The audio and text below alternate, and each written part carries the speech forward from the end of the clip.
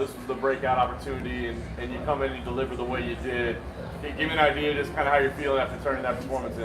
And I'm just happy that I kept my word to myself. You know, each one of these fights is just me trying to prove that I am who I think I am. I could have easily fought a safe fight. You guys have seen my fights before. I could have made a nice and technical, safe striking battle. But this is what. The moment they told me I was fighting on this main pay-per-view card, I knew it was a blessing. I said, this is my time to steal the show, and I hope I got it done. Yeah, it's interesting. So, I mean, you're getting a lot of attention. You're making your way up the ranks. You had that conversation with yourself. They're like, hey, Yeah. I got to take chances here? Yeah, 100%, 100%. Because I thought the risk was worth the reward, you know? It's like, you might get clipped, you know? Fighting like that, you might get clipped. I'm a defensive fighter first before I'm offensive. I just have a lot of power, so I get a lot of finishes, you know? Yeah. But I talked to my parents, I talked to my mom, I was like, hey, this is our chance to change our lives, you know? Like something like this, enough eyes get on me, and it could be completely different from here on. Do you feel like you should have had more attention already? I mean, you've already had some great performances. Nah, man. Honestly, I'm not one. I don't think about myself like all big like that. You know, the only reason why I don't have the attention that I think I should get is because people just don't know me yet. If you don't know, you don't know. You can't be an egomaniac and expect the world to give you something you haven't earned. So last thing for me, what do you think should come next for you? I mean, you're a key point in your career, man. It's kind of transitionary period from prospect to contender. Yeah. What do you eye next? Right now, honestly, opponent-wise, I don't really pay much attention to it. I think I'm in a pretty good place with the company. I'm in a pretty good place with the UFC. And as long as I keep giving performances like this, they're probably going to keep me on the same wave, you know. The only thing that I would ask for is to be on the December card in Washington, D.C. Yeah. That's the only request I have. Outside of that, I'm just happy to count my blessings. How important was it to get a finish? Just because your last one was very impressive, but to get that finish on a big card like this, I think sort of put the division on notice. Yeah. I felt like it was gonna be finish or bust. You know, Yeah. If it wasn't gonna, that's why I was a little bit on Wilder, because if I didn't get the finish, I know the only way I'll get that attention is by having the fight of the night.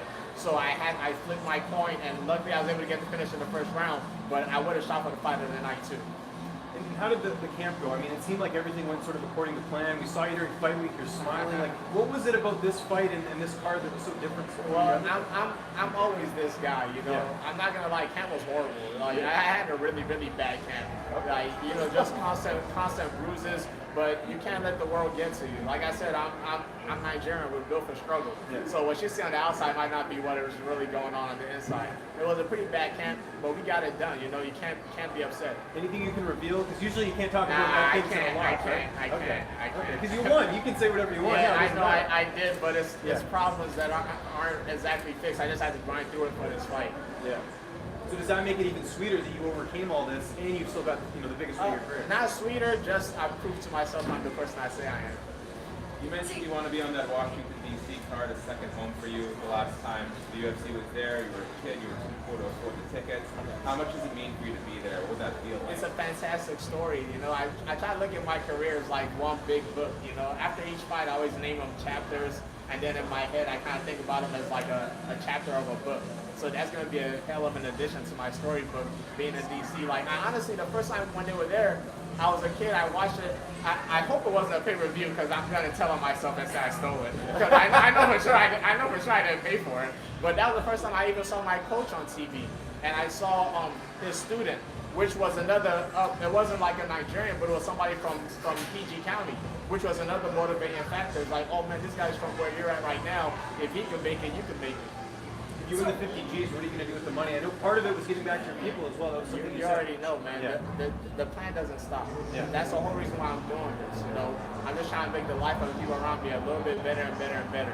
That 50 G's is still going to the family. We're just gonna keep building this. I said I was gonna build this house. I'm gonna build this house. So Dick, before your last fight, there was that cute video, your mom, learning to spar. How's her training going? Is she doing better? She's in the doing gym? pretty good. You know, I'm gonna go against her again. We got to get another sparring session going, because now she's learning how to kick. before she was only doing boxing. And she's a little bit wild. She puts a little bit too much power on her punches, but she's a hard worker. I get my work ethic from her. So she's starting to get a little bit nicer with her hands. And now that she's learning how to kick, it's going to be a little bit of a harder sparring session. Now that she's training, does she try to give you some advice and tell you what you should be doing? Nah, never that, man. She knows her son. She does her part, and that's it. Whenever I get in there with her, she's always happy to try to beat me up. Have you talked to her? What did she have to say after your victory? The first thing I do after every fight is call my mom. I call her and I say thank you for the prayers. You know, that's all it is. She woke me up 2 days ago because towards the end of camp, I started doing it 2 fights ago, and I think I'm gonna make it a tradition from now on. Like towards the end of camp 2 fights ago, I went to go stay with her because a couple of my roommates got sick, and then the 2 fights ago, I did the same thing. And then this time, I was like, I didn't have a reason. I just went over there. So the last 2 weeks of practice, I just go stay over there. And it's just a comforting feeling, you know? And she'll wake me up with her voodoo prayers and all that stuff in the middle of the night. And 2 nights ago, she woke me up and she said, hey, we've all been praying for you.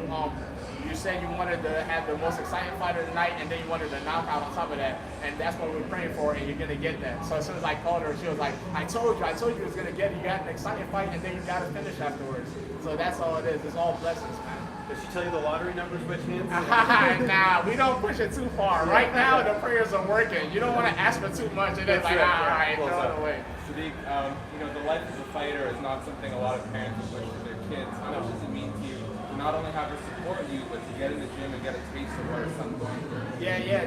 The reason the gym stuff is kind of a long actually, but I don't think we have enough time to get into it. But I'm happy. She supports me because she knows the work I put in. I'm her son, you know. Everything that I get is directly from her. My work ethic comes from her. And she knows if I'm gonna give something, if I'm gonna give myself to something, I'm gonna give it myself to it 100%. I used to tell people as a kid that I was gonna be in the UFC, and the only way it wasn't gonna happen was divine intervention, you know? Because I know myself. Like the only way it wasn't gonna happen was if I just got hit by a car one day. But the main goal was what I can accomplish while I'm here. And we're on the journey now. That's why I said it's a book. Now we're on chapter 3.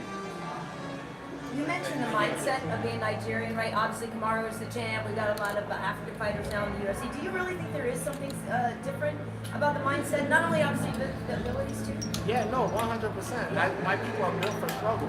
Whenever I go home, that's the main thing we see is people struggling, but we don't look like we're struggling.